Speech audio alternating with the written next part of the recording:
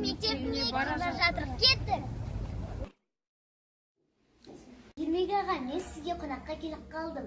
Сіз осы Назарбаев зияткерлік мектебінің директорысыз. Осы мектепте сіздің мектебің басқа іс-шаралар өтіп жатыр, ғылыми жобалар өтіп жатыр. Сол туралы толығырақ айтып беріңізші.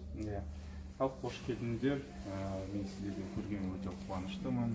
Мектепте осындай жас қызығушылығы бар балаларды көргенге мен әрдайым қуаныштымын. Бүгін бізде мектебімізде бірнеше іс-шаралар жүріп жатыр. Оның бірі бізде робототехникадан облысымызда сайыс өтіп жатыр. Облыстық деңгейде оған 50-ден астам командалар қатысып отыр. 150 қатысушы бар. Және де осы оқушылар әр мектепке келіп, өздерінің дайындаған роботтарын комиссия алдында көрсетіп, өздері сайыс болып жатыр. Ол сайыс деңгей оқушылардың жас ерекшелігіне байланысты. Кішкентай балдар бар, орта класстың балдар бар, жоғарғы сыныптың бар. Әрқайсысы өздерінің секциялар бойынша жарыс өткізіп жатыр. Жарыс өте тартысты, қызықты болып жатыр. Өйткені осыдан шыққан ең үздік топтар ертең республикалық этапқа өтеді. Республикалық этапта әр облыстан келген оқушылар өздерін басқа облыстың балаларымен жарысады. Және соның ең үздік шыққан балдар Қазақстан Республикасының құрама командасы құралып, робототехникадан олар халықаралық деңгейде өздерінің роботтарын көрсетеді. Бұл биыл бізде 4-ші жыл ұйымдастырылып отыр. Жылдан жылға балалардың саны, роботтардың сапасы артып келеді. Екінші іс-шара ол бізде Каспиан стартап деген 2019 жыл бізде екінші рет өткізіп отырық.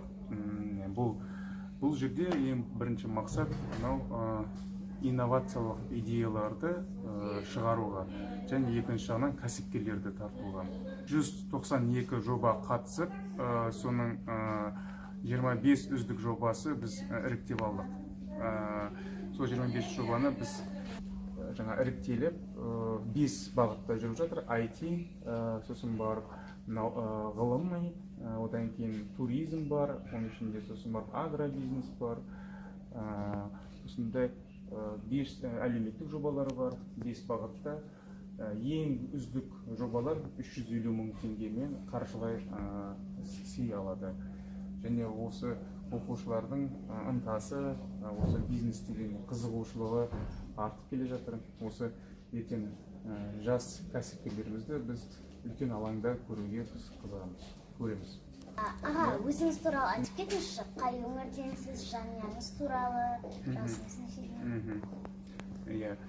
Мен Қызылорда облысынанмын. Негізі Байқоңыр қаласында оқыдым мектепті, одан кейін Астанада оқыдым.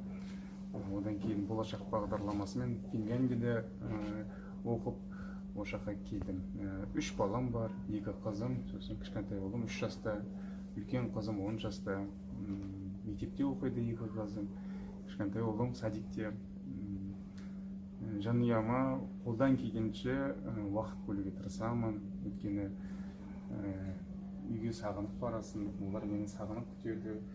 Енді осындай жұмыс көп, бірақ дегенмен де жанұяға да көңіл бөлуге мен тырысамын. Және осындай демалыс күндері біз жоспарлап, серуендеп, қыдырып, әртүрлі іс-шаралар ұйымдастырамыз, ойнаймыз бірге. Сондай қызықты. Мен осындай жұмыста директор ролінде болса, үйге барғаннан кейін папа ролінде жүрмін. Қазақстан елінде Назарбаев зияткерлік мектебі әр облыста, әр қалада бар. Осы Ақтауда деңгейі қалай? Енді Ақтау қаласында Назарбаев зияткерлік мектебі 2015 жылы ашылды. Биыл 4-ші оқу жылында жұмыс жасап жатыр. Негізі келген оқушыларымыз өте талантты, дарынды оқушылар. Және сол жан-жақтан мұғалімдер келді, іріктелінген мұғалімдермен бірге біз осы оқушылардың білімін ары қарай жетілдіре отырып, көптеген олимпиадаларға қатысып жатыр. Мысалға айтатын болсақ, биылдың өзінде біз физикадан олимпиадаға қатыстық, математикадан қатыстық, гуманитарлық, қазақ тілі, орыс тілі, ағылшын тілі олимпиадаларға қатысып жүріп, ғылыми жобаларға қатысып жүріп, ол республикалық деңгейде, халықаралық деңгейде. Мысалға айтатын болсақ, қазірде бізде Подмосковьеде космонавтика бағытында 5 оқушымыз қатысып жатыр. Соның бүгін нәтижесі шықты. 4 оқушымыз жүлделі жаңа орындар алыпты. Және де кеше дейін біз оқушыларымыз Біріккен ұлттар ұйымының жаңа прототипі бар. Осы оқушылар MUN деп аталады. Ағылшын тілінде өтеді. Оқушылар өздерінің осы әлемді өзгертуге идеяларын айтады, қандай проблемалар бар, соларды талдайды және өздерінің ұсыныстарын білдіреді. Ол әр қалаларда болады, Қазақстанда да болады, шетелде де болады. Осыған біздің оқушылар көптеп қатысып жүр. Одан кейін біздің түлектеріміз өткен жылы 100% түлектеріміз грантқа ие болды. Көбісі Назарбаев университетіне түседі, шетелдік университеттерге грантқа түседі. Осы Қазақстанның ең үздік университеттеріне түсіп грант иегерлері болып жүр. Соған қарағанда енді осының барлық нәтижесіне келе осы білім сапасы, оқушылардың осындай ынтасы жақсы, осындай әртүрлі конкурстарға, олимпиадаларға қатысып жетістіктер алып жүр.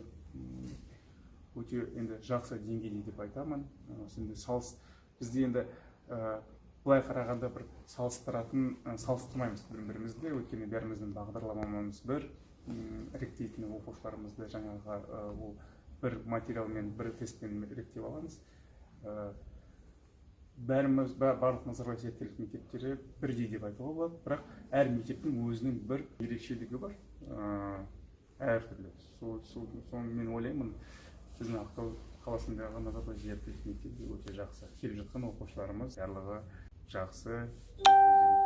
Ал енді осы мектепке келдің, мұны көріп отырсың, оқушылармен танысып, мұғалімдермен танысып. Өзің осы мектепке оқуға түскің келеді ме? Мен бірақ мен қазір 4-ші класста оқып жатырмын. Мен 2 жылдан кейін бұйырса келемін, уәде беремін. Соған дайындалып. Енді осы көптеген оқушылар қазір сіз қатарлы оқушылар осы ынталанып, дайындалып, осы мектепке түсеміз деп айтып.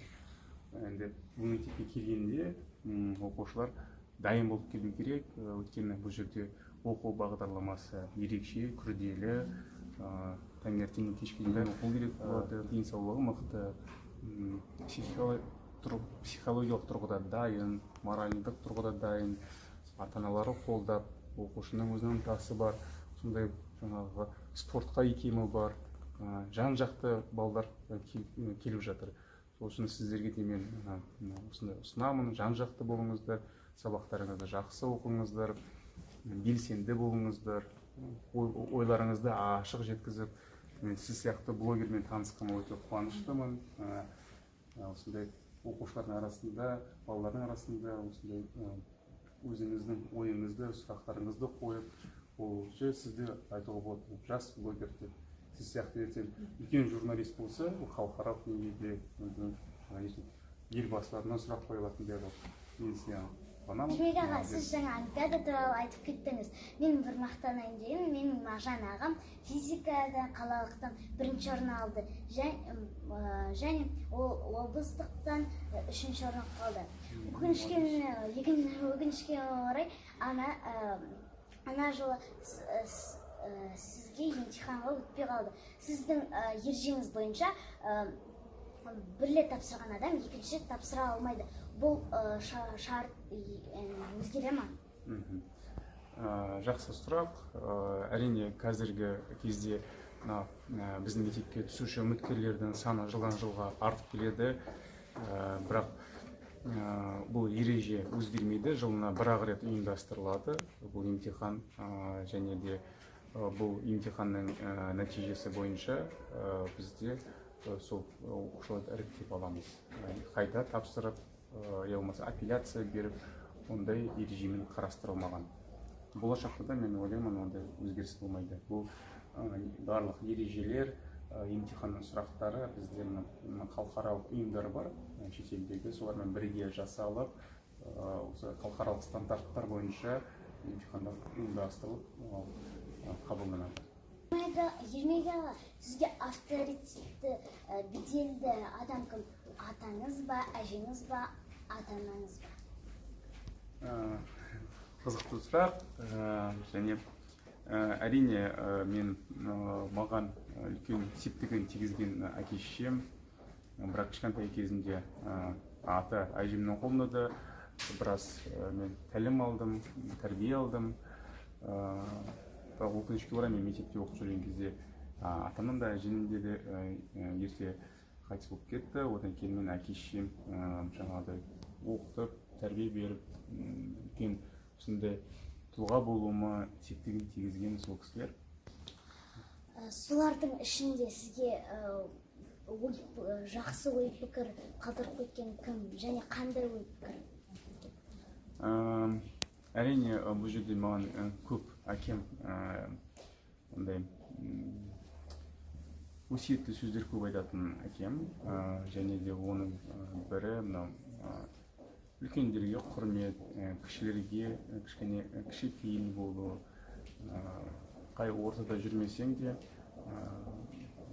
барлығының ойымен жаңағыдай санасу керек екен, және осы оқуға деген ынталандырып, жаңағыдай кейбір кезде бір нәрсе жаңағыдай болмай жатырса, маған жаңағы мотивация беріп көмектесіп отыратын әкем көп маған көмек. Ермек аға, сіз өсіп келе жатқан жастарға қандай ақыл айтасыз? Енді мен сіздерге, осы жас оқушыларға, балаларға өзім ақыл кеңесім, біріншіден өздеріңіз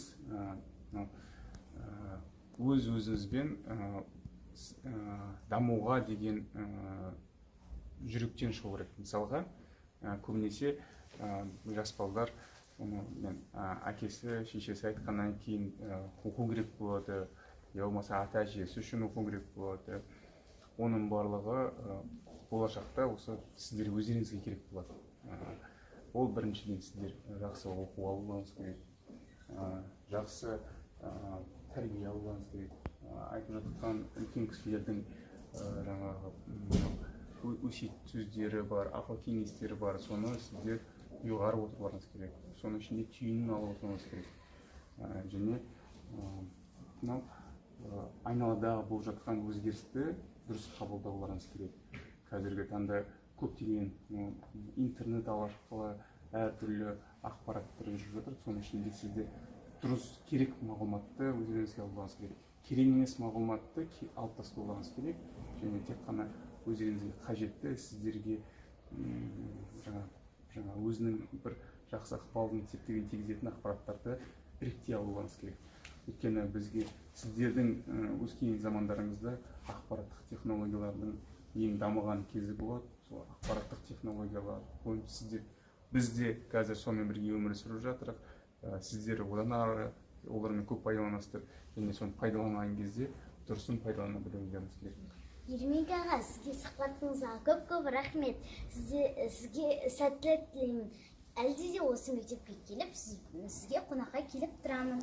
Қуаныштымын, әрдайым келіңіздер десек, ашық осындай жақсы, әрімді, ынталы балаларға біз мектепті көрсетуге есігіміз ашық. Құрметті жастар, сіздерді Жансұлудың Instagram, Facebook, басқа да әлеуметтік парақшаларына жазылуға кеңес беремін.